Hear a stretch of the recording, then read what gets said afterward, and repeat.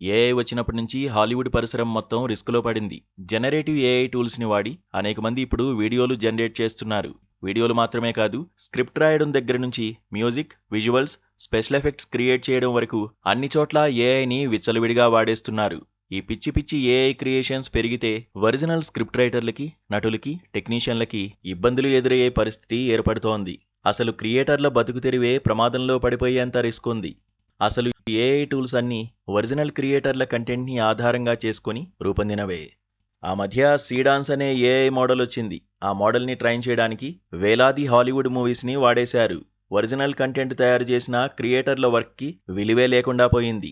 Just ప్రాంప్ట్తో సినిమాలు create చేసే పరిస్థితి వచ్చేయడం ఒక రకంగా ఆనందకరమే. కానీ దాని మూలమైన కంటెంట్ క్రియేటర్లకి విలువ ఇవ్వకపోతే ఎలా? ఏఐతో ఇప్పుడు నటీనటుల ముఖాల్ని కూడా మార్చేయవచ్చు. అంతేకాదు, అసలు నటుల్ని పక్కన పెట్టి వర్చువల్ నటులతో కథ నడిపించేసే అవకాశం కూడా ఉంది. ఒక నటుడు ఏదో గొడవ జరిగి ఒక సినిమా నుంచి విరమించుకున్నాడనుకోండి, ఏఐ వాడి అతను ఆ సినిమాలో చేయని సీన్స్ కూడా చేసినట్టు చూపించవచ్చు. కాబట్టి ఇలాంటి వాటి విషయంలో ఖచ్చితమైన రూల్స్ ఉండాలి.